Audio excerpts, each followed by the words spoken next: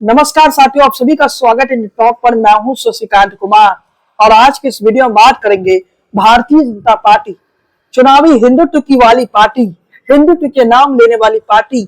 आखिर उस पार्टी का राष्ट्रीय अध्यक्ष तय क्यों नहीं हो पा रहा है? आखिर उस पार्टी का राष्ट्रीय अध्यक्ष होगा कौन? ये कब तक क्लियर हो पाएगा? आखिर क्यों देरी हो रहा है भारतीय जनता पार्टी को राष्ट्रीय अध्यक्ष चुनने में? क्योंकि इससे पहले 2014 का जिक्र करें तो 2014 में राजनाथ सिंह राष्ट्रीय अध्यक्ष थे। जैसे ही केंद्र सरकार गठित होती है, नई सरकार गठित होती है, उसके तुरंत बाद राजनाथ सिंह अपना इस्तीफा देते हैं और उसके बाद नए राष्ट्रीय अध्यक्ष के रूप में अमित शाह का नाम आता है। उसके बाद 2019 पर आते हैं तो 2019 में कुछ यही इसी प्रकार की स्क्रिप्ट हुई। अमित शाह जो है गृह मंत्री बन जाते हैं, जैसे राजनाथ सिंह 2014 में गृह मंत्री बन जाते हैं, उसी प्रकार से 2019 में अमित शाह गृह मंत्री बन जाते हैं और अमित शाह के गृह मंत्री बनने के फौरन बाद ही पार्टी अपना नया अध्यक्ष चुन लेता है। और नया अध्यक्ष किसे चुनता है? जेपी नड्डा को। लेकिन 2024 में ये पूरी स्क्रिप्ट चेंज हो गई। 2024 का लोकसभा परिणाम आए हुए 1 साल बीत चुका है। 4 जून 2024 को लोकसभा चुनाव का परिणाम, 14 की मोदी लहर और 2019 के राष्ट्रवाद की लहर के बाद 2024 का जो चुनाव हुआ देश में संविधान के नाम पर, उस चुनाव में नरेंद्र मोदी 272 का आंकड़ा पार नहीं कर पाते, 240 पर सिमट जाते। उसके बाद जेपी नड्डा जो राष्ट्रीय अध्यक्ष थे वो मंत्री बन जाते हैं और पार्टी का ऐसा नियम है कि एक व्यक्ति एक पद पर रह सकता है और मंत्री बनने के बाद जेपी नड्डा को बाकायदा इस्तीफा दे देनी चाहिए और नए अध्यक्ष का नाम तय हो जाना चाहिए।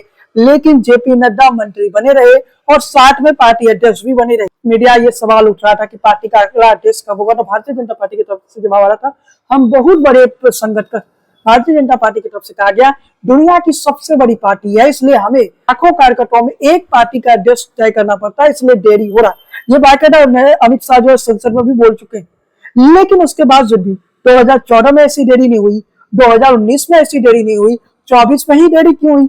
24 में नरेंद्र मोदी 272 से दूर रहे, क्या इस वजह से देरी हुई? इसके पीछे का बड़ा कारण क्या संघ और मोदी के बीच सब कुछ ठीक नहीं है? दूसरा कारण, क्या मोदी और शाह अपनी पसंद के राष्ट्रीय अध्यक्ष नहीं बना पा रहे और ये दोनों चाहते हैं अपनी पसंद का राष्ट्रीय अध्यक्ष बनाना?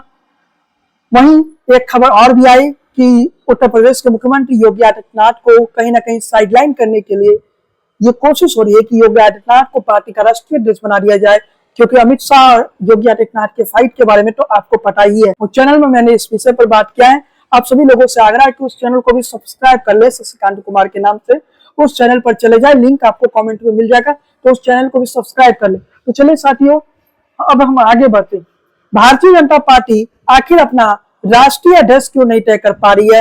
तो इसके पीछे का पूरा खेल समझिए, इसके पीछे का पूरी कहानी को समझिए, इसके पीछे की पूरी राजनीति के गणित को समझिए कि आखिर भारतीय जनता पार्टी अपना राष्ट्रीय अध्यक्ष तय क्यों नहीं कर पा रहा है और भारतीय जनता पार्टी अपना राष्ट्रीय अध्यक्ष तय करने में देरी क्यों कर रहा है। तो इसके पीछे की पूरी कहानी मैं आपको बता देता हूं। संघ चाहता है कि संघ के पसंद का राष्ट्रीय अध्यक्ष हो, क्योंकि 2024 में जेपी नड्डा का वो बयान तो आपको याद ही होगा, जब जेपी नड्डा ने कह दिया अब हमें आरएसएस की जरूरत नहीं है। जेपी नड्डा ने यह बयान देकर आरएसएस को खफा कर दिया। जिस आरएसएस ने भारतीय जनता पार्टी का नींव रखा, पहले जंक्शन था, उसके बाद भारतीय जनता पार्टी बनी, उस आरएसएस को भारतीय जनता पार्टी का एक राष्ट्रीय अध्यक्ष आता, वो कहता है हमें जरूरत ही नहीं है। यह जेपी नड्डा का पर्सनल बयान तो हो नहीं सकता है। इस बयान के पीछे थे दो गुजराती यानी नरेंद्र मोदी और अमित शाह, जिनसे आरएसएस का रिश्ता 2014 के बाद धीरे धीरे बिगड़ने लगा और आरएसएस और मोदी के बीच के टकराव शुरू हो गया, क्योंकि आरएसएस ये चाहता था कि नरेंद्र मोदी के हर फैसले में आरएसएस का भी सुना जाए, लेकिन नरेंद्र मोदी ये नहीं किए। नरेंद्र मोदी आए, अपनी मर्जी से फैसले लेने लगे और वो स्वतंत्र रूप से काम करने लगे और पूरे देश में नरेंद्र मोदी की मैजिक चल रही थी।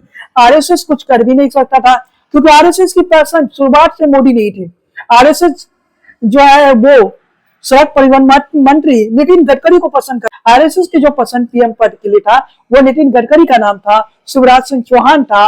आरएसएस की पसंद कभी मोदी थे ही नहीं। 2011 में अन्ना आंदोलन के बाद और गुजरात में मोदी जब जीते तो उसके बाद देश भर में मोदी की लोकप्रियता बढ़ने लगा, तो आरएसएस ने ये सोचा चलो नरेंद्र मोदी के नाम पर ही सत्ता मिल जाए, सत्ता में आना जरूरी है। लेकिन उसके बाद क्या हुआ, जब मोदी सत्ता में आए तो धीरे धीरे जो आरएसएस के पसंद के लोग थे उन्हें मोदी मंत्रिमंडल में धीरे धीरे साइडलाइन के बाद लाल कृष्ण आडवाणी से हुआ। लाल कृष्ण आडवाणी को मार्गदर्शन मंडल में डाल दिया गया और भी ऐसे कई बुजुर्ग नेता जो 75 वर्ष का आयु पूरे कर लिए थे उन्हें मार्गदर्शन मंडल में डाल दिया गया। फिर अगली कहानी क्या आती है कि 75 साल के बाद 75 साल की उम्र के कोई भी व्यक्ति अब मंत्री पद पे नहीं रहेगा। ये नियम नरेंद्र मोदी ने बनाया। तो आरएसएस कह रहा है कि आप भी 75 साल के 17 सितंबर 2025 को होने जा रहे हैं, आप भी अपना इस्तीफा दे दीजिए। लेकिन नरेंद्र मोदी ये कहता है कि बाकी सब पर 75 साल वाला नियम लागू होगा, लेकिन मोदी के ऊपर ये नियम लागू नहीं होगा। अमित शाह खुद क्लियर कर चुके हैं कि 2029 तक नरेंद्र मोदी देश के प्रधानमंत्री रहेंगे। आरएसएस में क्या होता था, अगर कोई नियम एक संगठन का छोटा सा कार्यकर्ता पर लागू है तो वो नियम संघ प्रमुख पर भी लागू है।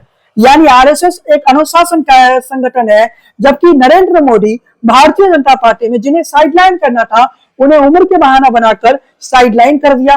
और जो आरएसएस के समर्थक थे, जो आरएसएस के करीबी थे, उन लोगों के साथ मोदी ने क्या किया, नितिन गडकरी को मंत्री पद आप कह सकते छोटा कर दिया।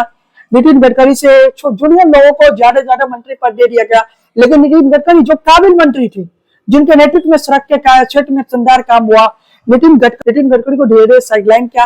पूर्ण रूप से साइडलाइन नहीं कर सकते, मंत्री पद से हटा नहीं सकते। कैबिनेट में सबसे बढ़िया काम अगर किसी मंत्री का है तो वो नितिन गडकरी का है, जो दिखता है, जो नजर आता है। लेकिन दूसरी तरफ मोदी के किसी भी मंत्री का आप रिपोर्ट कार्ड निकाल लीजिए, उनके कार्ड आपको नहीं दिखता है।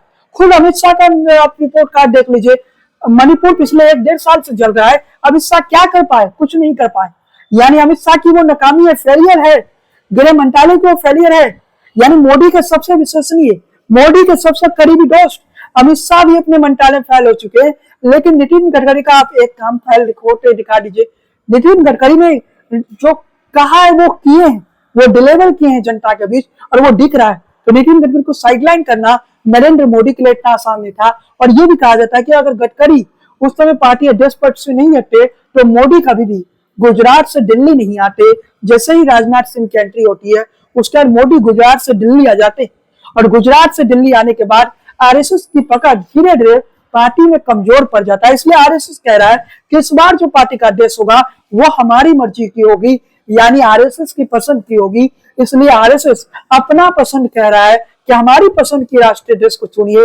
लेकिन आरएसएस की बातों को शायद मोदी और शाह मानने को तैयार नहीं। इसलिए 1 साल हो चुका है, अभी तक पार्टी राष्ट्रीय अध्यक्ष तय नहीं कर पाया।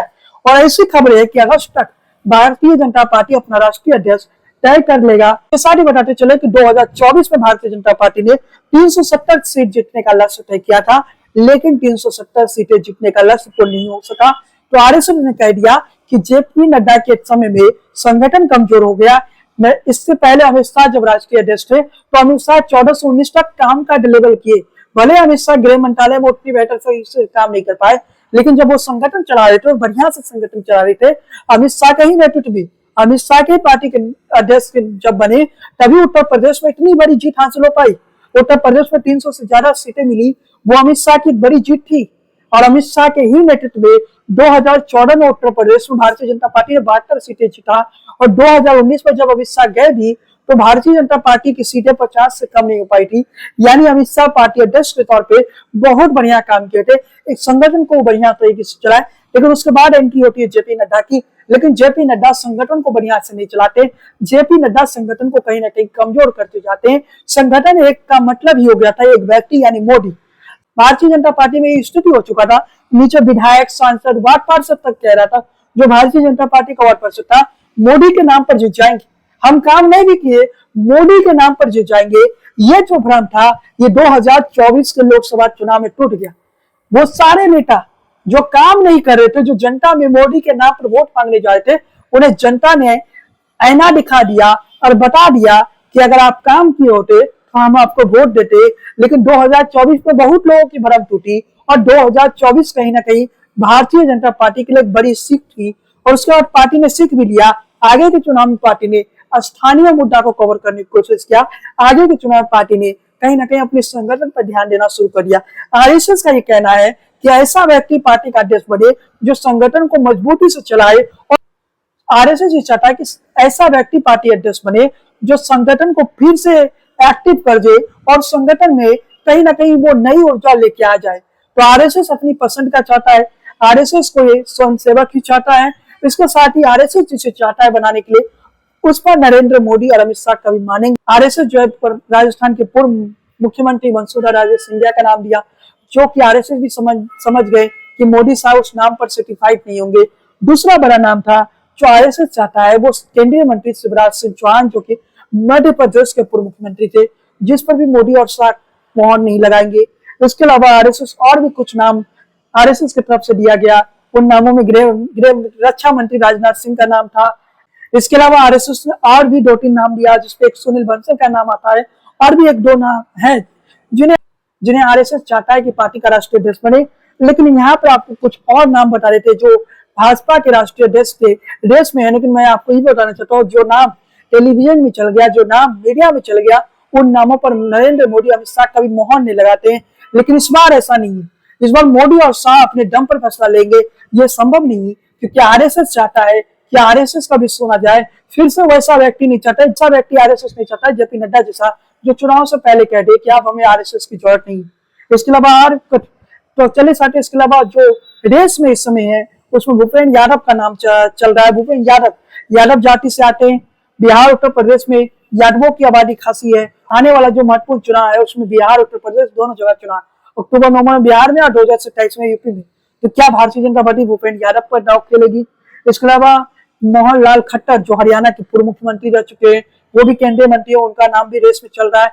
ये 2 ऐसे नाम है जिन पर मोदी और शाह तैयार हो जाएंगे। भूपेंद्र यादव जो है मोदी और शाह के पसंद के, ओबीसी समाज से भी एक प्रतिनिधित्व मोदी और शाह दे सकते हैं। इसके अलावा मोहन लाल खट्टर से भी मोदी की काफी नजदीकियां थी, मोदी से काफी दोस्ती थी, तो मोहन लाल खट्टर भी एक बड़े उदाहरण के तौर पर कहीं ना कहीं बन सकते हैं। इसके अलावा एक चेहरा साउथ से भी है, जी किशन रेड्डी, ये नाम भी चर्चा में है। जी किशन रेड्डी से कहीं ना कहीं दक्षिण की राजनीति को कहीं ना कहीं नरेंद्र मोदी जी किशन रेड्डी के जरिए दक्षिण की राजनीति को कहीं ना कहीं अपने साथ जोड़ ला सकते हैं, दक्षिण की राजनीति पर कहीं ना कहीं पकड़ बना सकते हैं। और दक्षिण में पिछला लोकसभा चुनाव को देखा जाए तो वोट शेयर जोर बढ़ा है, सीटें नहीं बढ़ी है। वो मैंने कहा भी था कि 2024 का लोकसभा चुनाव के दौरान, मेरे विश्लेषण देख लीजिए, मैंने स्पष्ट तौर पर कह दिया था सीटें नहीं बढ़ेगी, वोट शेयर बढ़ेगी। और जिस प्रकार से दक्षिण में बीजेपी धीरे धीरे मजबूत हो रही है, आने वाले 4-5 सालों में बाद दक्षिण में बीजेपी की स्थिति और मजबूत होगी। लेकिन दक्षिण में एक और समस्या है, परिसीमन होगा तो दक्षिण की सीटें घटेगी, और जब परिसीमन की परिस्थिति होगी तो वो भी कहीं ना कहीं और ज्यादा खराब हो सकती है। परिसीमन के बाद दक्षिण में बीजेपी कमजोर भी पड़ सकता है, दक्षिण में लोगों की नाराजगी हो सकती है। चंद्रबाबू नायडू हो या तमाम दक्षिण की पार्टियां भी अब एकजुट हो चुकी है और कह रही कि परिसीमन नहीं होना चाहिए, परिसीमन को टाल दिया जाए। लेकिन पहले जनगणना होगा, उसके बाद परिसीमन भी होगा। ये भी भारतीय राजनीति के लिए एक अहम मोड़ आएगा 2029 से पहले। 2001 में भी दक्षिण के राज्यों के दबाव के कारण ही परिसीमन को टाला गया था। तो क्या 2026 में जो परिसीमन होने वाला है उसे फिर से टाल लिया जाएगा? जनगणना पहले हो जाता है, उसके बाद परिसीमन होगा। लेकिन साथ परिसीमन पर मैं कभी चर्चा करूंगा।